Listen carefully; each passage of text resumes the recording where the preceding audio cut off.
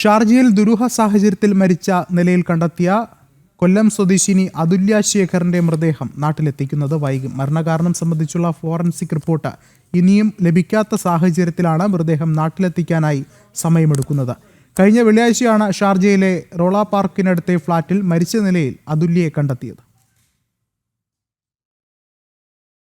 ഷാർജയിൽ നാളെ മുതൽ ഞായർ വരെ 3 ദിവസം വാരാന്ത്യ അവധിയായതിനാൽ അതുല്യയുടെ മരണകാരണം സംബന്ധിച്ചുള്ള ഫോറൻസിക് റിപ്പോർട്ട് ലഭിക്കാൻ ഇനി തിങ്കളാഴ്ച വരെ കാത്തിരിക്കണം. അതിനുശേഷം മാത്രമേ മൃതദേഹം നാട്ടിലെത്തിക്കാൻ സാധിക്കുകയുള്ളൂ. അതുല്യയുടെ ശരീരത്തിൽ കണ്ടെത്തിയ പാടുകൾ വിശദമായ പരിശോധനയ്ക്ക് വിധേയമാക്കുമെന്ന് അധികൃതർ അറിയിച്ചിട്ടുണ്ട്. ഭർത്താവ് ശാസ്താംകോട്ട സ്വദേശി സതീഷിന്റെ ക്രൂരപീഡനത്തെ തുടർന്നാണ് യുവതി മരിച്ചതെന്നാണ് അതുല്യയുടെ കുടുംബത്തിന്റെ ആരോപണം. മരണം കൊലപാതകമാണെന്ന് സംശയിച്ച് ഷാർജയിലുള്ള അതുല്യയുടെ സഹോദരി അഖില സതീഷിനെതിരെ ഷാർജ പോലീസിന് ഔദ്യോഗികമായി പരാതി നൽകിയിട്ടുണ്ട്. ഫോറൻസിക് റിപ്പോർട്ട് ലഭിക്കുന്നതോടെ മാത്രമേ അതുല്യയുടെ മരണത്തിലെ ദുരൂഹത നീങ്ങുകയും മൃതദേഹം നാട്ടിലെത്തിക്കുന്ന കാര്യത്തിൽ വ്യക്തത വരികയുമുള്ളൂ.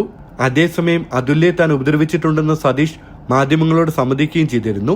ഷാർജയിലെ ഫ്ളാറ്റിനുള്ളിൽ മരിച്ച നിലയിലാണ് കഴിഞ്ഞ വെള്ളിയാഴ്ച അതുല്യയെ കണ്ടെത്തിയത്. മരിക്കുന്നതിന് മുൻപ് അതുല്യ അടുത്ത് താമസിക്കുന്ന അഖിലയ്ക്ക് സതീഷിൽ നിന്നേറ്റ ശാരീരിക പീഡനത്തിന്റെ തെളിവായി ഫോട്ടോകളും വീഡിയോകളും അയച്ചു കൊടുത്തിരുന്നു. വിവാദങ്ങളുടെ പശ്ചാത്തലത്തിൽ ഭർത്താവ് സതീഷിനെ ജോലിയിൽ നിന്ന് പിരിച്ചുവിട്ടിട്ടുണ്ട്. ജനം, ദുബായ്.